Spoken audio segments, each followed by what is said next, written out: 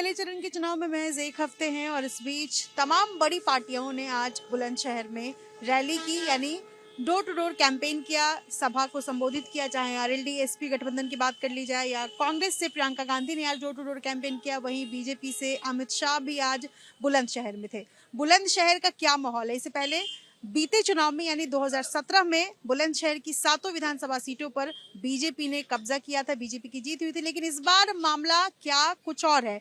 क्या इस बार बीजेपी सभी सीटों पर जीत हासिल कर पाएगी या जो अलग अलग दल है, चाहे बीएसपी, कांग्रेस या समाजवादी गठबंधन, ताबड़तोड़ मेहनत करती हुई दिखाई दे रही है? तमाम लोग यहाँ पर हमारे साथ मौजूद है, अलग अलग पार्टियों से। इन सबसे बातचीत करेंगे और ये जानने की कोशिश करेंगे कि क्या कुछ दावा किया जा रहा है। बीएसपी से शुरुआत करूंगी। आज बीएसपी पिछले चुनाव और इस चुनाव में क्या इस बार दमखम लगाते हुए नजर आ रही है? क्या कहें? देखिए, बहुजन समाज पार्टी का जो वोट है वो पूरी ताकत से लगा हुआ है और इस बार हम सरकार बनाने की दौड़ में हैं, क्योंकि ये लोग ऐसे प्रचार कर रहे हैं कि बसपा किसी दौड़ में ही नहीं है, लेकिन बहन जी शेरनी है, देश की नहीं वर्ल्ड की आयरन लेडी मानी जाती हैं। लेकिन जमीन पर जो है वो बीएसपी नजर नहीं आ रही है उस तरीके से, इस पर क्या कहेंगे आप? नहीं, बीएसपी नजर आ रही है। कौन कह रहा है बीएसपी नजर नहीं आ रही है? बीएसपी के तमाम कार्यकर्ता रात दिन मेहनत कर रहे हैं और डोर टू डोर जा रहे हैं, सभी लोगों से मिल रहे हैं और सभी प्रत्याशी हैं और कार्यकर्ता जी तोड़ मेहनत कर रहे हैं। और बहुजन समाज पार्टी की 250 सीट आएंगी अब की बार। और देख आप 10 मार्च में देख लेना, बहन कुमारी मायावती उत्तर प्रदेश की मुख्यमंत्री बनेंगी। कांग्रेस से मैं जरा बात करना चाहूंगी कि कांग्रेस से आज प्रियंका गांधी ने डोर टू डोर कैंपेन तो किया है, लेकिन यहाँ पर जब भी कांग्रेस का जिक्र आता है लोग पुटअप नहीं कर पाते इस चीज को। ऐसा है, कांग्रेस जो है एक ऐसी पार्टी है जो कभी जाति और धर्म में विश्वास नहीं रखती। विकास और शिक्षा और स्वास्थ्य पे लोगों की जो बुनियादी सुविधाएं हैं उस पर कांग्रेस काम करती है।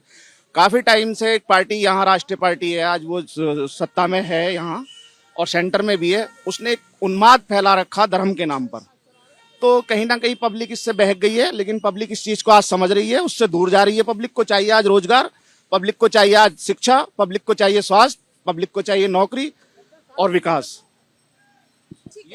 ठीक है, बीजेपी से जान लेते हैं। 7 की 7 सीटें पिछली बार तो बीजेपी के पास थी, लेकिन इस बार मामला कैसा नजर आ रहा है? क्या बीजेपी पूरी कोशिश कर रही है इस बार फिर से जीत दोहराने की? बुलंदशहर जिले मास्क 7 सीटें बुलंदशहर जिले की इस बार हम जीतने वाले हैं। हमारे बूथ के कार्यकर्ता से लेकर हमारे राष्ट्रीय अध्यक्ष तक आज सड़क पर घर घर घूम कर भारतीय जनता पार्टी की रीति और नीति का प्रचार कर रहे हैं, जबकि और दूल्हे का कोई बड़ा नेता सड़क पर दिखाई नहीं दे रहा है। भारतीय जनता पार्टी के साथ पूरे प्रदेश की जनता फिर एक बार 350 से प्लस सीटें लेकर भारतीय जनता पार्टी में योगी जी सरकार बनाने जा रहे हैं। समाजवादी पार्टी के लोगों से जान लेते हैं। समाजवादी पार्टी इस बार जो है वो बैकफुट पर नहीं है, फ्रंट फुट पर आकर खेल रही है। किस तरीके की लड़ाई समाजवादी पार्टी इस बार जो है वो देख रही है? पार्टी जो है उत्तर प्रदेश के अंदर सरकार बनाने जा रही है और सिकंदराबाद विधानसभा क्षेत्र में लोकल की बात कर रहा हूं, लोकल में सिकंदराबाद सीट विधानसभा हम जीत रहे हैं और कम से कम 5 सीट हम बुलंदशहर में भी जीत रहे हैं।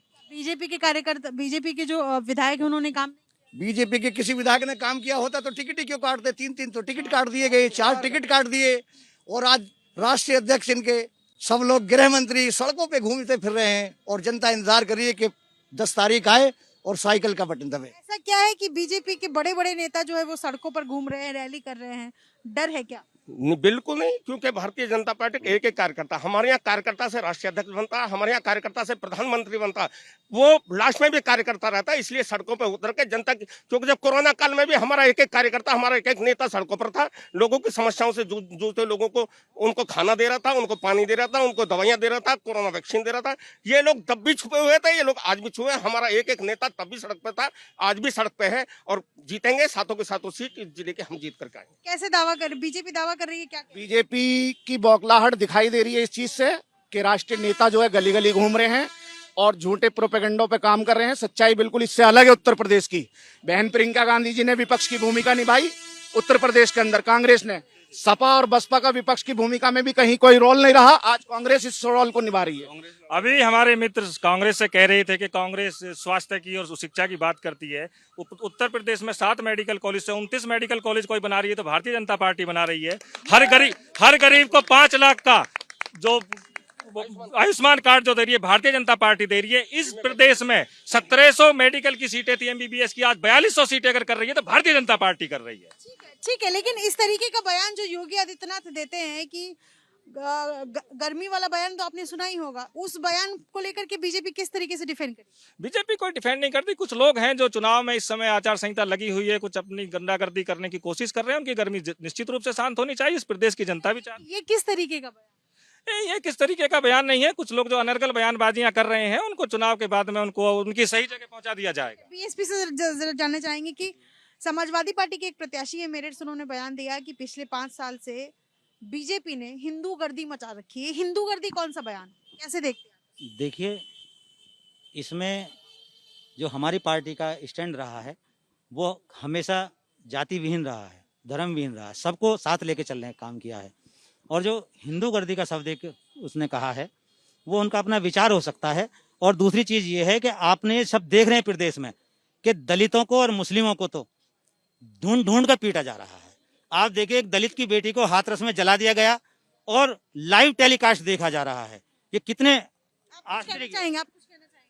जी मैम, मैं यही कहना चाहता हूँ कि इसमें जो जिस तरह से बीजेपी सरकार चल रही है, इसमें दलित समाज का और मुस्लिम समाज का और एजुकेशन का और रोजगार का बहुत बुरा हाल है। बहुत सत्यानाश कर दिया इन्होंने पूरे उत्तर प्रदेश का, पूरे भारत का। और सभी गरीब आदमी पिट रहे हैं और बेरोजगार हो रहे हैं। लोग बाग जो हैं अपना जो है काम धंधा सब छोड़े पड़े हैं, उनके पास कोई काम ही नहीं है। जब उन्हें एजुकेशन नहीं मिल रही, उन्हें पढ़ाई नहीं मिल रही, उन्हें रोजगार नहीं मिल रहा, सब सड़कों पे घूम रहे हैं। किसको कोई रोजगार नहीं दे रही है सरकार। हम तो ये चाहते हैं कि सरकार हमें रोजगार दे और एजुकेशन दे ताकि आरएलडी से बात कर लेते हैं। आरएलडी कुछ कहना चाह रही है। जयंत चौधरी आते हैं मथुरा में और बयान देते हैं कि वोट देकर बीजेपी वालों की चर्बी उतार दो। ये किस तरीके का? ये जो जवाब है उनका, उसके लिए है जो ये कहते हैं कि 10 तारीख में उनकी गर्मी निकाल देंगे। इतनी ठंड में गर्मी कहाँ दिखाई दे रही है।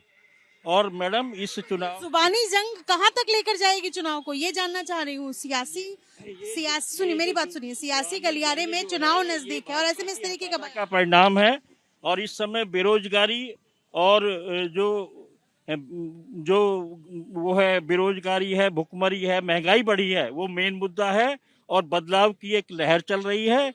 और इस जो 2022 में जो परिणाम आएंगे वो चौंकाने वाले होंगे। बेरोजगारी, महंगाई और भुखमरी बढ़ी है। मेरे मित्र बेरोजगारी की बात कर रहे थे। हमारी सरकार ने पिछले 5 साल में 5.5 लाख से अधिक लोगों को जो सरकारी नौकरी दी है, रोजगार दिए। बसपा और सपा बताएं पिछले 10 साल में इन्होंने कितने लोगों को रोजगार किया। अभी दलित की बात की, लखनऊ गेस्ट हाउस कांड में हमारी पार्टी ने मायावती जी को सपा के गुंडों से बचाया था। तब दलित सम्मान आपका कहां चला गया? 2019 में इनके साथ मिलकर चुनाव लड़ रहे थे। आज ये दलित सम्मान की बात करते हैं। इनका ये कुछ करिए। सन 2018 की पुलिस की भर्ती का मेडिकल हो गया, सब कुछ हो गया, नियुक्ति नहीं हुई उत्तर प्रदेश भाजपा सरकार से। नौजवान बेरोजगार है, सड़क पे उतरा हुआ है। आप कुछ टीईटी का पेपर लीक हो जाता है, इन्होंने कोई रोजगार दिया नहीं है सिवा महंगाई के अलावा।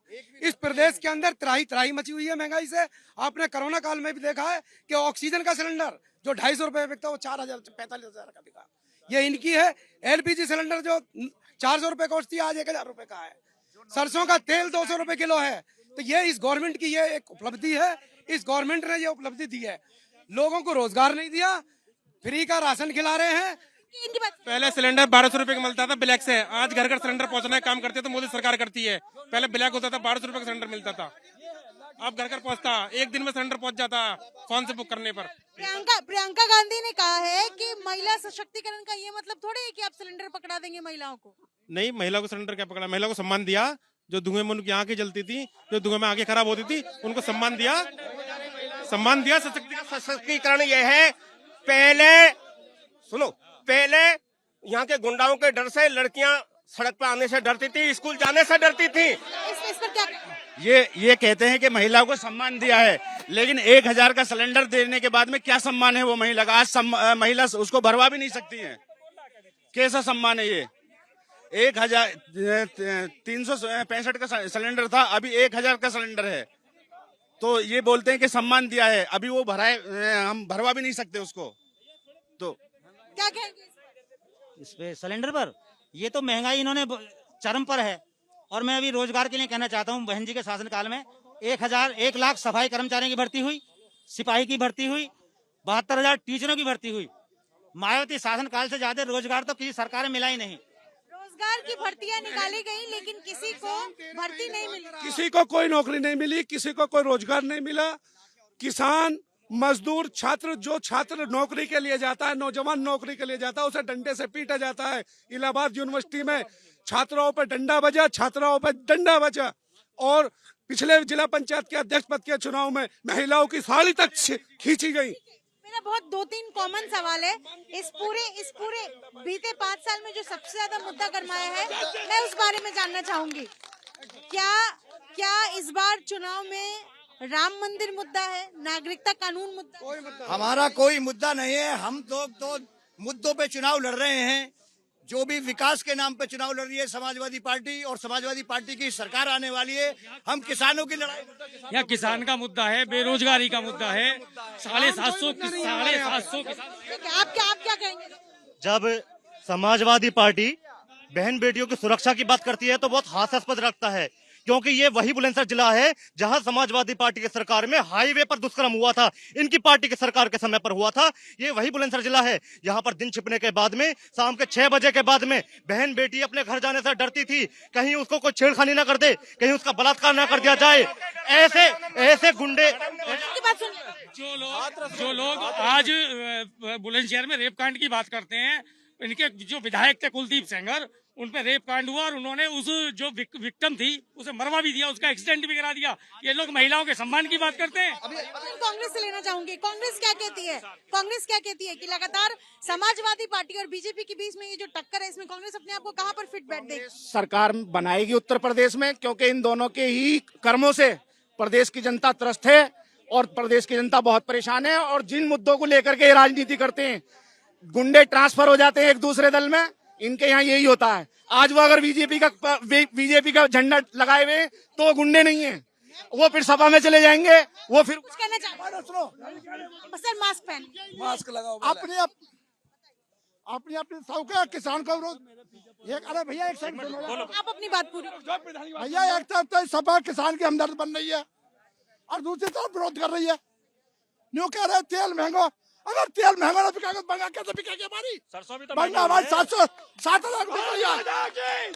यहाँ पर तमाम जो राजनीतिक दल और उनके समर्थक है वो अपनी अपनी पार्टी की जीत का दावा करते हुए नजर तो आ रहे हैं। सबके अपने अपने मुद्दे हैं। बुलंदशहर एक ऐसा शहर है जहाँ पर 7 विधानसभा सीट पर बीजेपी की तो जीत हुई थी, लेकिन क्या इस बार बीजेपी जीत हो ना पाएगी? अलग अलग पार्टियां हैं यहाँ पर अपनी अपनी जीत का दावा करती हुई नजर आ रही है, लेकिन 10 फरवरी को यहाँ चुनाव है और जीत किसकी होती है ये आगे रिजल्ट के दिन पता चलेगा। अपने सहयोगी भूपेंद्र रावत और पवन शर्मा के साथ श्री बुलंदशहर।